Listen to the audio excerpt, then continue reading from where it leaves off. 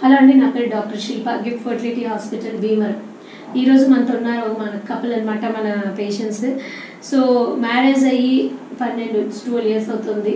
So ఈరోజు వాళ్ళ story ఏ విధంగా వచ్చారు, మరి ఇవాళ ఏమైంది, ఏం ప్రాబ్లము, ఇవన్నీ కూడా వాళ్ళ మాటల్లోనే విందాం. ఫస్ట్ ఏ విధంగా వచ్చారు, సో అంతకుముందు ఇప్పుడు మ్యారేజ్ అయ్యి 12 years అవుతుంది అన్నాము, కానీ అంతకుముందు ఏమేమి ట్రీట్మెంట్స్ తీసుకున్నారు, సో ఎందుకు సక్సెస్ అవ్వలేదు అనుకుంటున్నాం, సో ఇవన్నీ వాళ్ళ మాటల్లోనే విందాం. చెప్పండి. ఆల్రెడీ మేము చాలా హాస్పిటల్కి వెళ్ళామండి. ఆల్రెడీ మోర్ దెన్ 10 హాస్పిటల్ దాకా తిరిగి ఇంకా ఐవీఎఫ్కి ఫస్ట్ ఐయూకి వెళ్ళాం. ఐయూ కూడా 3 times చేయించుకున్నాం, అది కూడా సక్సెస్ అవ్వలేదు. ఇంకా డైరెక్ట్ ఐవీఎఫ్కి వచ్చేసాం. ఐవీఎఫ్ వచ్చిన నుంచి 6 months వీక్గా ఉందండి. ఇక్కడ ఫస్ట్ సో మనకు పెళ్ళై 12 సంవత్సరాల నుంచి వీళ్ళు చెప్పిన మాట ఏంటంటే దగ్గర 10 ఆసుపత్రులు తిరిగాం. ఈ మాట చాలా ముఖ్యం నాకు. ఎందుకు ఈ మాట నేను ముఖ్యం అంటున్నానంటే, ఈ 10 సంవత్సరాలు వీళ్ళకి పిల్లలు ఎందుకు పుట్టలేదు, సో వీళ్ళు ఇంట్లో కూర్చోలేదు. నాకు తెలిసి ట్రీట్మెంట్ తీసుకున్నాం 10 హాస్పిటల్ పైన అని చెప్తున్నారు.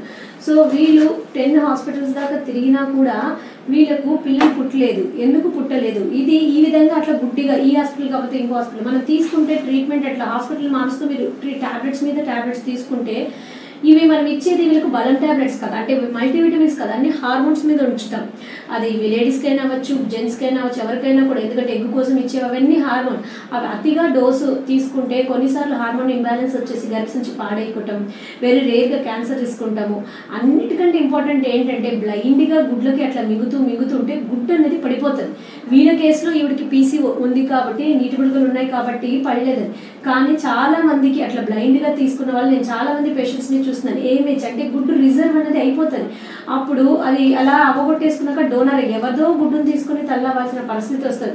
సో ఎప్పుడు కూడా మీరు ఒక 2 years 1 year ట్రీట్మెంట్లో ఉండి అయినా కూడా అవ్వట్లేదు అంటే ఇప్పుడు వేరే హాస్పిటల్కి వెళ్తే మళ్ళీ అదే ట్రీట్మెంట్ చేస్తారు. అట్లా కాకుండా కంటిన్యూస్గా ఒక హాస్పిటల్లో చూయించుకోండి. ఎందుకు అవ్వట్లేదు, నెక్స్ట్ లెవెల్ ఏంటి.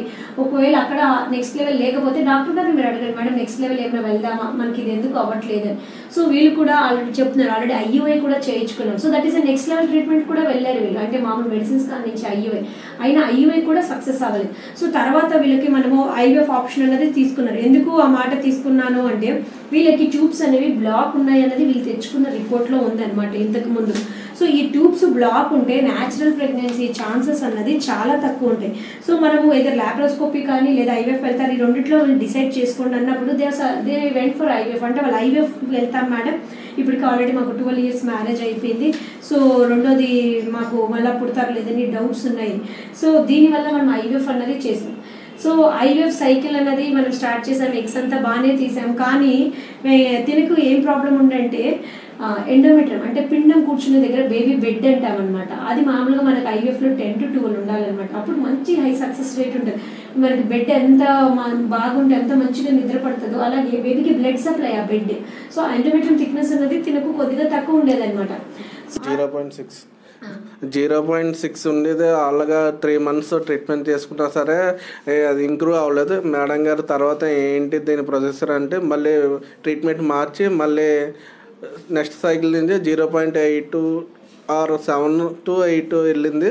తర్వాత ఇంకా బెటర్గా నెక్స్ట్ మంత్ కూడా చేసినప్పుడు 1 centimeterకి వెళ్ళింది. అప్పుడు వెరీ గుడ్ అని దాన్ని బట్టి నెక్స్ట్ మంత్ సైకిల్ రెడీ చేశారు. ఇప్పుడు సక్సెస్. సో తినకు ఏంటంటే మనకి వీళ్ళు ఇంకా ఇంపార్టెంట్ పాయింట్ మిస్ చేశారు. యాక్చువల్లీ ఏంటంటే మనం 3 months మెడిసిన్స్ ట్రీట్మెంట్ మార్చి ఇచ్చారు. కానీ ఎండోమెట్రియం ఎన్ని పద్ధతులు 2 to 3 పద్ధతులు చేస్తే 6-3కి వచ్చి ఆగారు. సో మా కనీసం 8 అన్నా ఉంటే కొంచెం ఎక్కువ సక్సెస్. సో కట్ ఆఫ్ 8 తీసుకుంటాను నేను మినిమం. తప్పదన్న వాళ్ళకి ఇంకా 6 మీద కూడా వేసాం. బట్ 8 ఉంటే మంచి సక్సెస్. లావు సన్నము అన్నది కాదు, ఉన్న వెయిట్కి బరువు తగ్గాలి. సపోజ్ పేషెంట్ 37 kgs వచ్చింది అనుకోండి, నేను ఆ పేషెంట్ని కూడా బరువు తగ్గమను. ఒక 3-4 kgs అమ్మాయి తగ్గంగానే ఆటోమేటిక్గా పెళ్ళి 5 సంవత్సరాలైన అమ్మాయి వేరే పేషెంట్ పిల్లలు లేరు, అట్లాంటి వెయిట్ తగ్గంగానే ట్రీట్మెంట్ ఏం పెద్ద ట్రీట్మెంట్ చేయలేదు, సింపుల్ మెడిసిన్స్ ఇవ్వగానే ప్రెగ్నెంట్ అయింది. అంటే వెయిట్ రిడక్షన్ ఒక ఇంపార్టెన్స్ నేను చెప్తున్నా. బరువు తగ్గితే ఎంత ఈ రిజల్ట్ ఉంటుంది అన్నది. సో ఫస్ట్ 3 months మనం 3 months of 3 types of treatment ఇచ్చినప్పుడు ఎండోమెట్రియం 6-3 అట్లే ఉండేది. సో 4th monthకి ఏం చేసామంటే దీనికి జస్ట్ ఒక 1 month బ్రేక్ ఇచ్చేసి మెడిసిన్స్ నుంచి వెయిట్ రిడక్షన్ అవ్వమని చెప్పాను. సో దాన్ని వీళ్ళు కూడా మంచిగా సీరియస్గా తీసుకున్నారు. సో సీరియస్గా తీసుకొని వెయిట్ రిడక్షన్ అయ్యారు ఆ 1 month. సో పేషెంట్స్కి చాలా స్ట్రెస్ ఉంటుంది, అదే గుడ్లు తీసేస్తారు, ఇంకెప్పుడు వేస్తారు, కంగారు పడకూడదు ఎప్పుడు కూడా. సో ఓపిక అన్నది చాలా ముఖ్యం. సో వీళ్ళు నేను ఆ విధంగానే గైడ్ చేశాను, ఓపిక పట్టాలి, 2 బరువు తగ్గండి, మీకు ఆటోమేటిక్గా పెరుగుతుంది అని. సో తిని చూడటానికి ఏమీ లావలేదు, కానీ ఆ ఉన్న వెయిట్కి మనం ఎప్పుడైతే తిను రిడక్షన్ అయ్యిందో, బరువు తగ్గిందో, తగ్గావా లేదా వెంకట?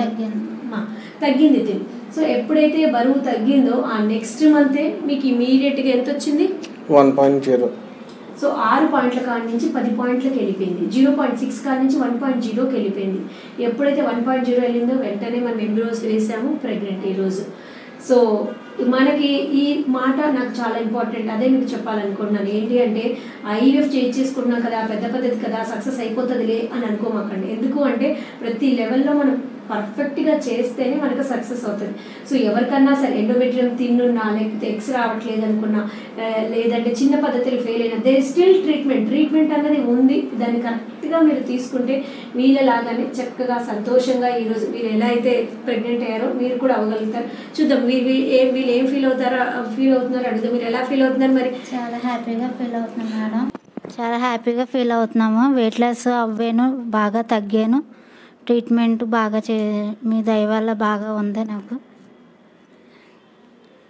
వెయిట్ తగ్గితే రెస్పాన్స్ బాగా వస్తుందండి. వెయిట్ తగ్గండి మేడం చెప్పినట్టు.